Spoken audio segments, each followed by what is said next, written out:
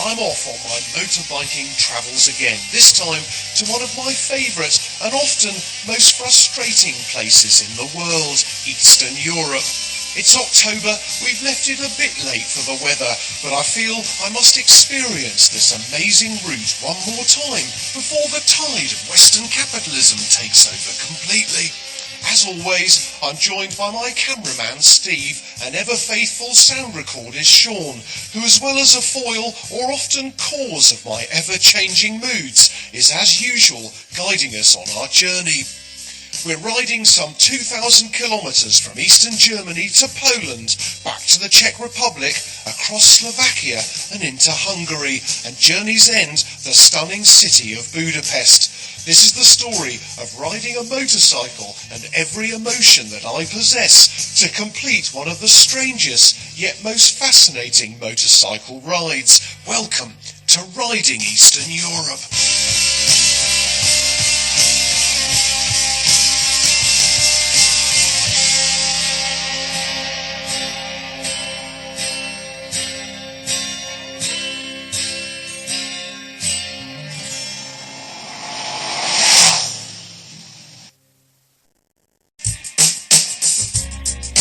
Well, if you've just joined us on our Eastern European pilgrimage, we're well into the Czech Republic with our thoughts really set on the next leg of our journey into Slovakia and on to Bratislava.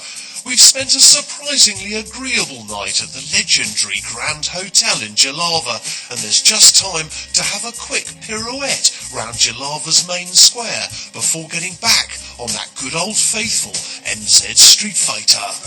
Well, a very good morning from rather a cold Jalava. It is getting a little bit colder, and yesterday on the bike I was freezing, and I can just feel that I'm going to get really quite nastily cold today. Anyway, look, we're about halfway between Prague and Bratislava, but we're still in the Czech Republic. Now, Jalava as a town really isn't famous for much, apart from having the biggest town square in Europe. And I tell you what, they've got a hell of a lot of cobbles. Well, and the odd fountain. And unfortunately for us, they've also got their very own selection of goth-stroke-medieval street performers who are disturbing the peace here in the main square at about 10:30 a.m. of a Saturday morn. If truth were known, I'm not really very happy at all. Now I've done the corporate piece to camera, I'll tell you how I'm really feeling. I'm cold, I've got a headache, I've got a stomach ache, and I've just got this feeling sort of this time during the trip, you know, at this time, I just really want to go home. I've seen all the architecture, I've seen all the cobbles, I've been scared on all the bends, I've been cold on the bike, I've argued with Sean, I've had nice chats with Steve, I've made up with Sean, and I don't know, it's the weekend, you know, it's the second weekend of the trip, and I'm kind of a bit bored of the motorbike, and I'm just bored of drinking coffee, going to hotels and reinventing the wheel every day. But you're alright today, mate, aren't you? Yeah, I'm doing fine. The belly's back to normal. I had a few Czech beers last night and looking forward to going to another country. Well, he is right. We've got two more countries to do on this little trip. Slovakia beckons, and it's only about 40-50 kilometres away, I think, isn't it? Something like that. Yeah, it's not far. And then Slovakia is tiny. So we'll ride through Slovakia, obviously, to Bratislava, and then in the sort of 150 kilometres into Hungary and Budapest, into the end of our trip. But Eastern Europe is a fantastic place. It is a curate's egg. It's delightful. It's quaint, traditional, and it's sort of lost in time, especially when you get out of Prague. But then on the other side, you know, there's no amenities really. You know, you can't get a decent coffee, you can't have a decent salad. They don't understand English at all out in the regions, so it can be incredibly frustrating. There's As we head out of Jalava, I've put me thermal linings on, love, and feel a lot more emotionally stable. Funny why an emotional washing machine like me didn't put them on earlier to calm me spiritual equilibrium. Anyway, where was I? That's right, about 3 kilometres out of Jalava. Now we're heading for a divine little town called Lednica on the border with Slovakia. Lednica in Czech means refrigerator, which doesn't bode well. After a short spell on the A roads, we've picked up the D1 motorway and everything's going exceptionally well, except for a sudden distinct lack of petrol. So that was really close. Well, it wasn't close at all, but I thought it was going to be. We let the orange petrol lights come on, and I saw a sign for services at 55 kilometres.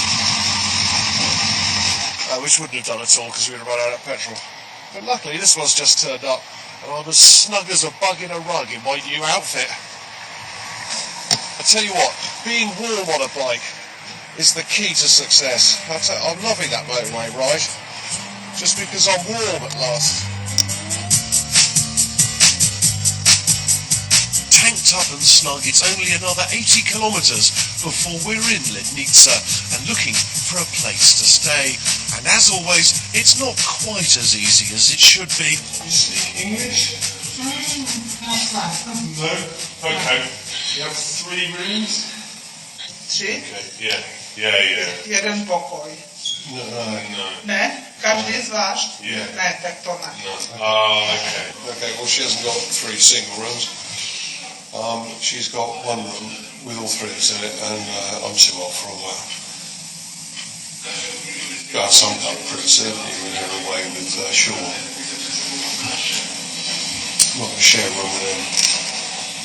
Not till hell freezes over anyway. So confused but exhausted, we finally get a gig at the Hotel Jordan, a very basic but welcoming little establishment in the centre of Lednica. For a 2-bedroom apartment and a little room for me, it costs just 65 quid for the night, so plenty of money to spend at the street market.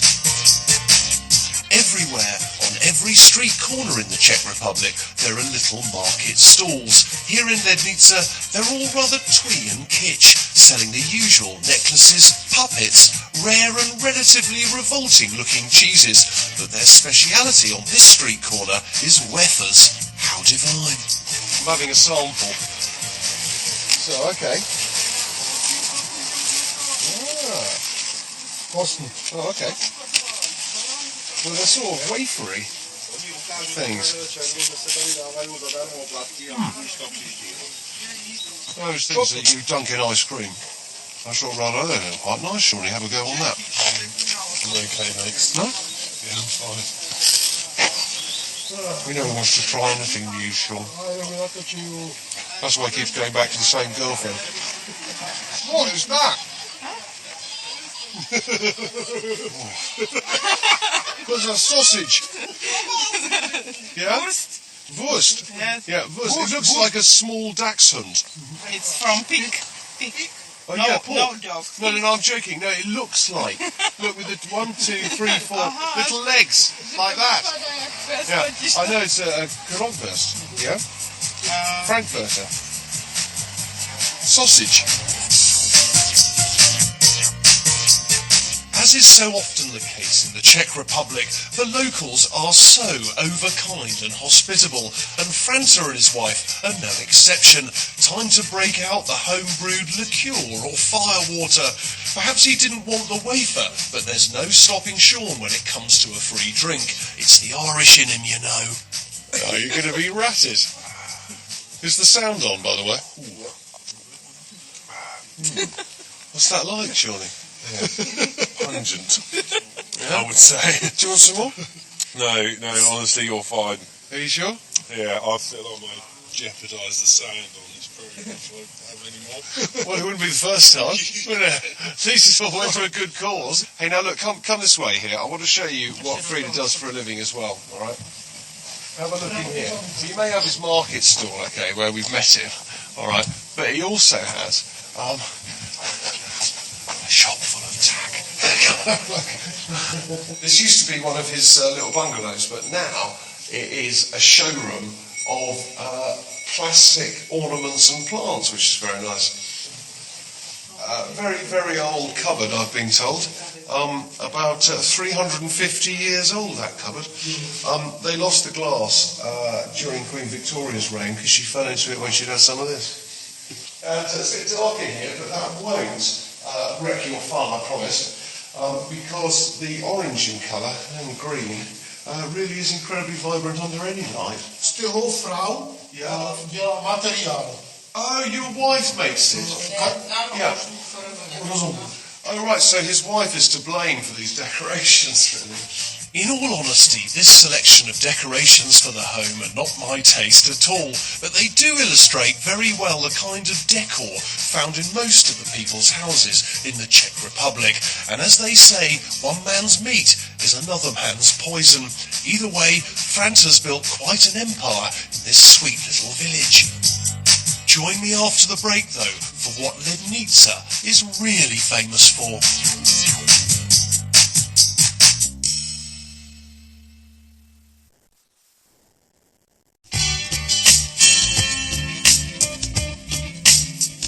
Now, Lednica may be just a lovely little quaint little village, but it also holds a glorious secret.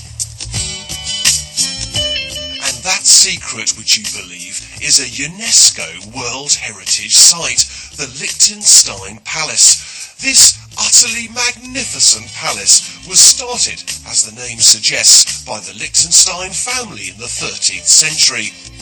It's a sublime piece of architectural design, having been continually added to during the centuries of its existence. The last additions were made in the 19th century, adding a myriad of neo-Gothic or romantic gables, gargoyles and extensions.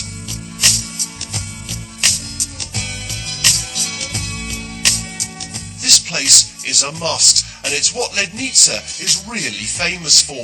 That's why this little town is second only to Prague for visitors in the Czech Republic.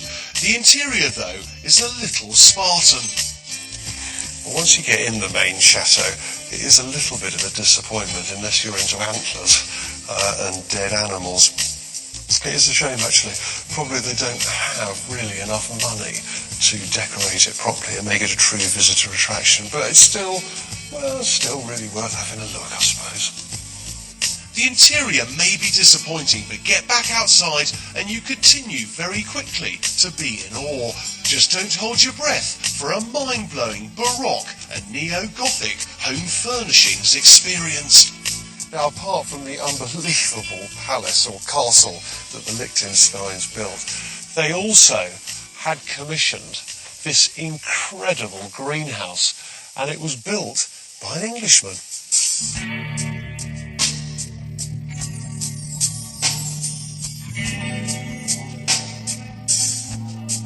That Englishman was one P.H. Devlin, who was world-renowned for designing greenhouses and glass structures in the 19th century. What he's created here is a true masterpiece, rivaling all those glorious hothouses he designed and built for British aristocrats of the period. This place is a true masterpiece, both of structure, form and use of light, and is home to an astonishing array of succulent and subtropical flora. Well, Mr. Devlin has done a quite incredible job here. It's amazing how Eastern Europe throws up places like this every so often. A divine area to sit. There are over 2,000 palm trees here, ferns, bromeliads and flowers, and the best bit of all is that there's no one here.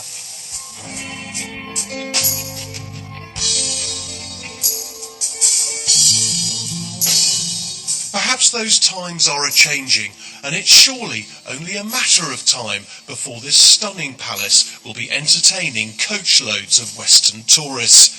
if you do hanker for the peace and tranquility that's synonymous with an undiscovered piece of history, get over here now, or very shortly you'll be queuing in the cafeteria behind a load of American holidaymakers. This place is absolutely amazing. You wouldn't think when we arrived here last night, this tiny little village, that behind this wall was the Liechtenstein Palace. It is absolutely vast. And if you do have time to take in the greenhouse and the palace, there is also 200 square kilometres of garden. So bring your bicycle.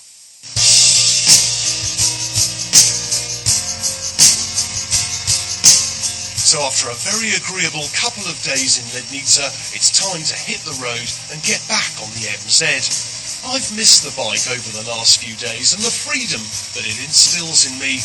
The roads, as usual, are challenging and rewarding as we cross the border into Slovakia, heading for a little village called Malek. After some 80 kilometres, we arrive in the one-horse town of Malek. Welcome to Slovakia. At a little town called Malek. Now, things do get weird sometimes doing these kind of shows, especially in Eastern Europe for me. Strange enough, especially in Slovakia. Now, we've come to Malek to meet a man about some mushrooms. Suddenly, our guide for the afternoon, a lovely student called Jan, appears.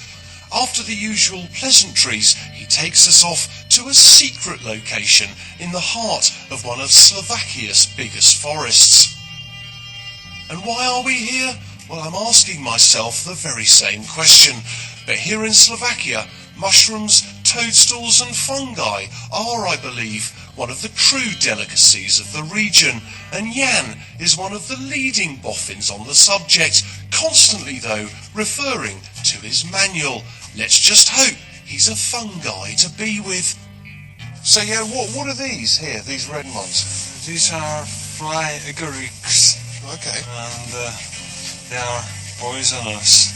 But these are beautiful mushrooms, aren't they, or funguses? Toadstools, I think they're called. Yes, it's also called toadstools. Already I've got the feeling that this interview could be relatively difficult. I'm not sure totally why I'm here, and I think Jan reckons I might be a freak, or he's keeping his mushrooms close to his chest. All in all, though, I'm gonna persevere. Cool. Let's trundle on.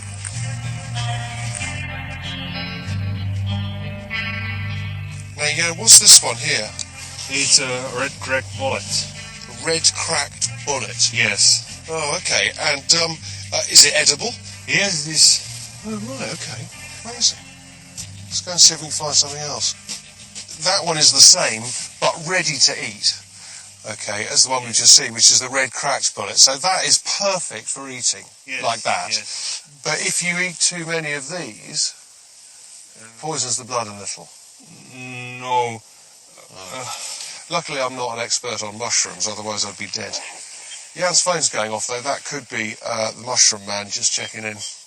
Yeah, have you got my stash of magic ones? Or you'll be shot. So, if you're a bit confused, I know I am, most of these mushies are edible, but you need to know which ones, or you'll feel slightly unusual. My advice is look, but don't touch. Just as I thought the selection was waning, Jan takes me to his secret stash of more of the same. But I've got a great question up my sleeve about these mushrooms being a delicacy. That's sure to get him going. Wow, now. Yeah, these are amazing. What are all these? These are cow bullets. Oh, okay, so sort of kind of the same as the last one. Yes. Yeah? Exactly the same? Yes. And they're all edible. Yes, they are all edible. And are they served in Slovakia as a special dish or something? Are they a delicacy here? No, they are not popular for eating. Oh, okay, that's a shame, because I thought it would be a delicacy or something, and then we could do a little bit more chat on it, but obviously not. As I scour the ground, or sky for that matter, for another poignant and incisive question, I'm losing my concentration. well, there's a whole plethora of them here. We've kind of been sort of in the outlying mushrooms, and now we're actually in the town centre of mushrooms, aren't we? That's if you take a lot of magic mushrooms, you'd be thinking that. Hey, now what's this one? This is really cool. It's a parasol mushroom. It's very popular in Slovakia. Oh, okay, so this perhaps is a delicacy. I find it amazing sometimes. Sean's just put the gun mic pointing at the mushroom. What, is it going to talk? I've got to say, okay, if it's something different that you want to do, you know, to go out and look for mushrooms in the middle of Slovakia on a Sunday afternoon is absolutely lovely. I'm having the best time. I've learned so much this afternoon. I tell you, it's been a really good fun, Jan. Thank you so much. That's great. So if you're ever in this part of town and you fancy a mushroom, well, you got to hook up with Jan. He's from Bratislava and he's a mushroom person. Now this may have been one of the weirdest pieces I've done for a long time, but Jan has been a real star, and the tranquility that you feel deep in the forest here is something to be savoured, and genuinely, for the first time on this trip, I feel close to an untouched and uncomplicated Eastern Europe. I have a strange admiration for Jan and his passion for something so simple, yet so spiritually fulfilling for him. If only I was so content. As the afternoon slowly draws to its conclusion, I strap myself onto the MZ to do the last few kilometres to Bratislava, the capital of this tiny country. Riding in Slovakia is slightly more dangerous than riding in the Czech Republic, mainly because the investment in the roads and infrastructure in Slovakia is tiny compared to that of the Czech Republic. It can be very dangerous with drivers not really having a clue about us bikers, and the camber of the roads often becoming incredibly unpredictable and slightly rutted even on the A roads and the motorways, so be especially careful. As we get into Bratislava itself, I try my best to be even more alert, as there are cars everywhere waiting to cut me up. That, coupled with the cobbles and tram lines, makes for an interesting half hour. I tell you what, if it was raining, I wouldn't be at all happy, but it's not, and we finally arrive in the main square unscathed. Bratislava! God, that was quite a great road. That was good fun going along the motorway. So we've made it to Bratislava, which is about 1,400 kilometres from where we started in Chemnitz in East Germany. And I tell you what, it's a true adventure, it's great fun. And what's even better fun is I've stayed here in this hotel before, and it's excellent. Well, I'm afraid the delights of the Radisson Carlton and the other joys of Bratislava will have to wait till next time on Riding Eastern Europe.